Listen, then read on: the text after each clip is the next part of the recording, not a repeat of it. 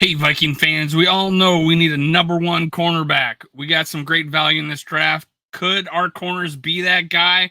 Let's talk about one next in 3, 2, 1.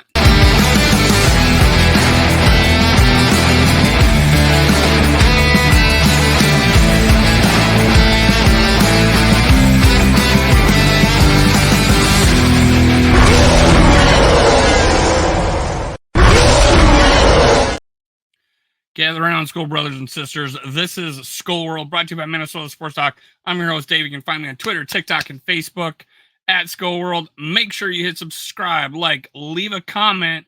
If you leave a comment and you are subscribed to my channel, you will be entered into my 3,000 subscriber drawing for a Justin Jefferson autographed jersey. Do it. Do it now. Let's go. Tell me what you think of Kyrie Jackson, 108 overall, 4th round for the Minnesota Vikings. I was a Cam Hart guy. Cam Hart went later. And I think they have a similar skill set. And I was liking Cam Hart. I don't know, but we selected Kyrie Jackson. I think he comes with apparent baggage, and but talent wise, I believe he fell. Like, this guy was probably a higher rated corner if he was younger and if he didn't have some delays in his career.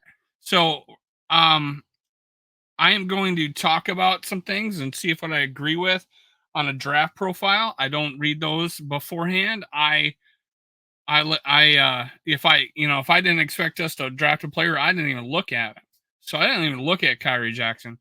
So my impression of him is fresh and new. This is what I think of Kyrie Jackson. So, interview wise, great interview, great personality, great energy. He made some young decisions, nothing horrible or anything. Delayed his career a little bit. And people saw talent in him and got him off his butt, and he took advantage of it. And now he's an NFL draft pick. So I don't have any. I like a guy that has gone. Like, I really like Jaden Daniels because he had gone through some challenges. I like a guy like this because he's gone through some challenges. He's gotten past that immaturity already, and now he's in the NFL. He's not like he's 20 years old coming to the NFL and, oh my God, I got money now. This guy lived some struggles, and now he's an NFL cornerback for the Minnesota Vikings. So I'm pretty happy with that side of things. Now, he has just unnatural length for a guy playing his position with not giving up the speed factor of it. Now, in the combine, the commentator says he expected him to go faster than that, but he ran a 4.5 flat. So I don't feel like there's, for a guy his size and length, the guy can play press corner. I don't find the 4.5 negative. That is pretty decent for a guy his size. So in just the game tape, I feel like he could run with anybody. He apparently had one game, I saw some highlights of it, where he did get beat a lot by the Washington receivers, but they were top receivers. And you can allowed to have a bad game once in a while, I guess, but it wasn't like he was getting burnt. They were just running really good routes on him. They weren't very long routes. There was one for a touchdown, but I'm not too worried about that. Those things are going to happen. They're going to happen in college. They're going to happen in the NFL. But just as the traits were there, and that's the traits that his coach Brian Flores likes, and now he has the ability. We got another corner, I think McLaughlin. He was 6'2". This guy's 6'4". We have the potential of bringing in some height into this defensive back room. So I'm pretty excited about it. Let's go to it. Let's go to the story behind the man. So we got Kyrie Jackson. We got a picture?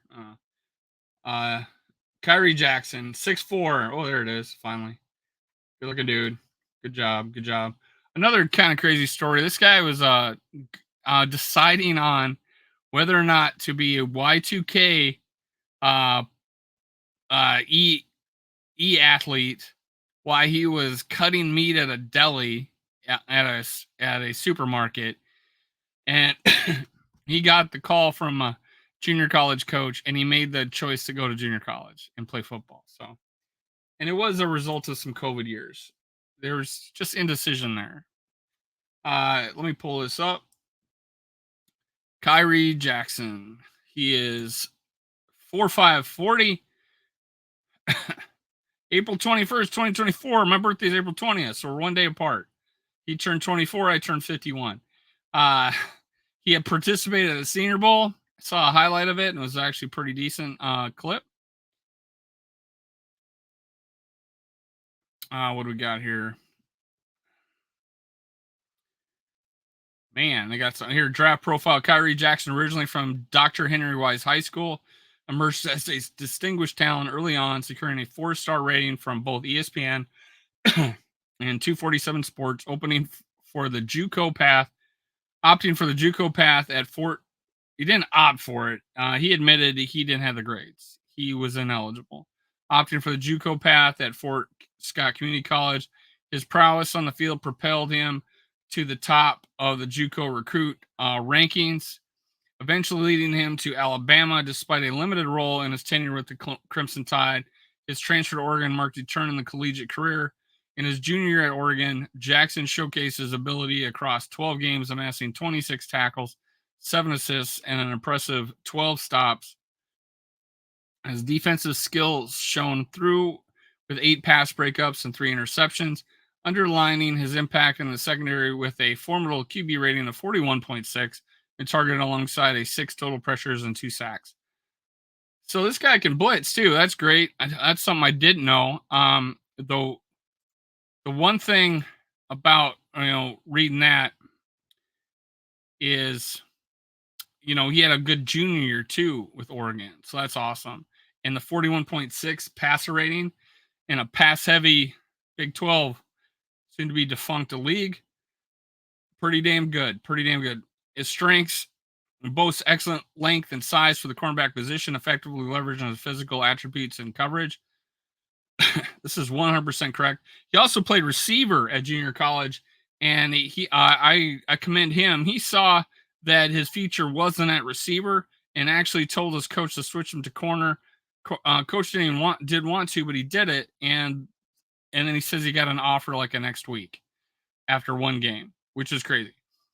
Exhibits fluid movement and ability to maintain low pad level, enhancing his transition skills. Outstanding ball tackling ability, excels at locating and contesting catches, and commendable body control.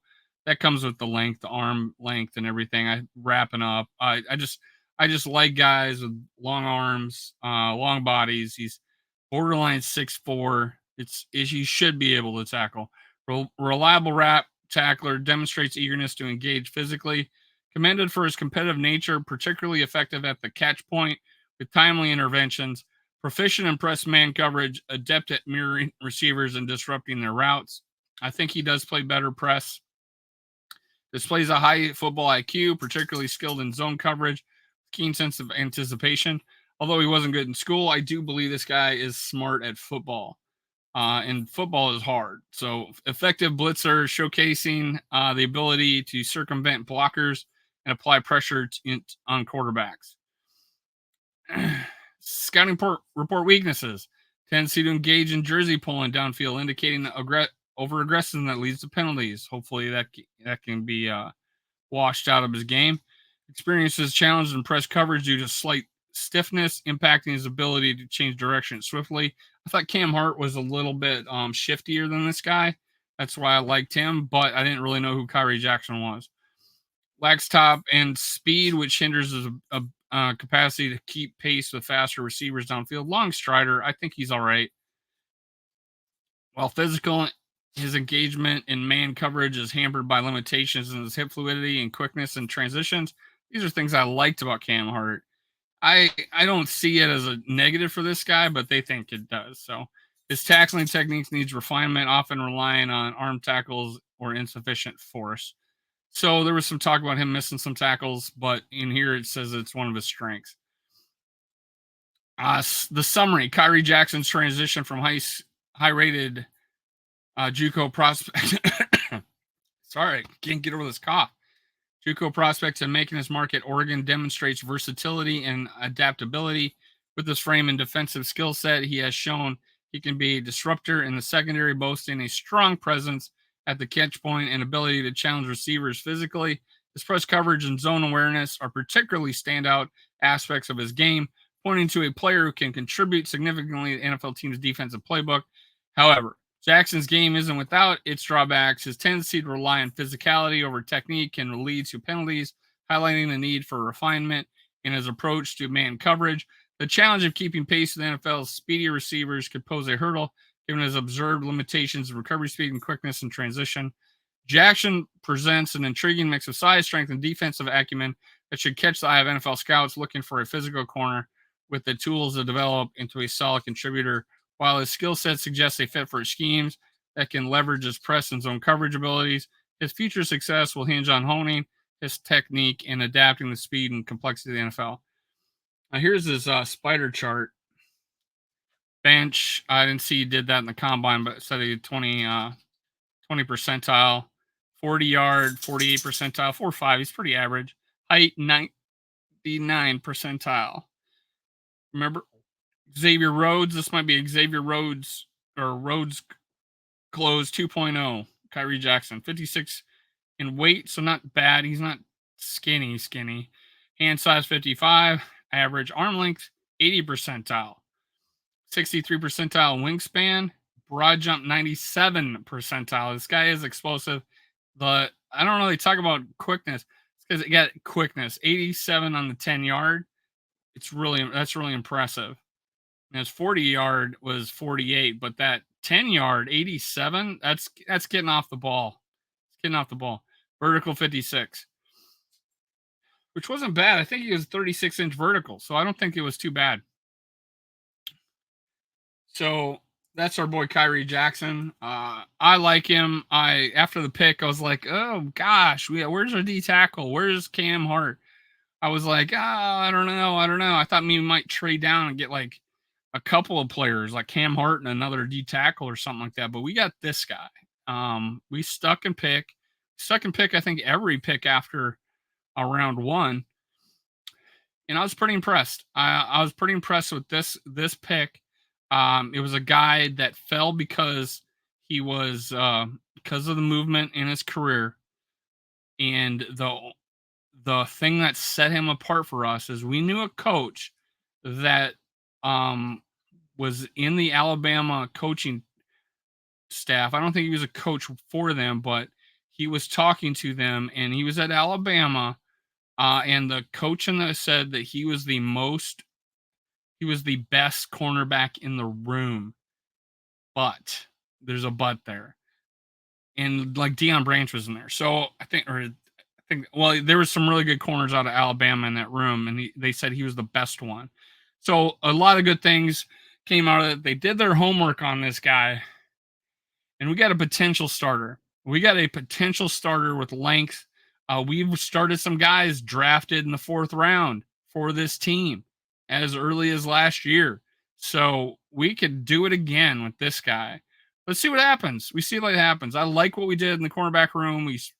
We beefed it up. We're going to have some competition in there. Someone's going to lose their job. We got a couple of guys coming in to play. I'm impressed. I'm impressed with UDFA. I'll probably do a video on him because I am that impressed with him. So, hey, Skull Vikings, let's go. Let's go. Cue the music.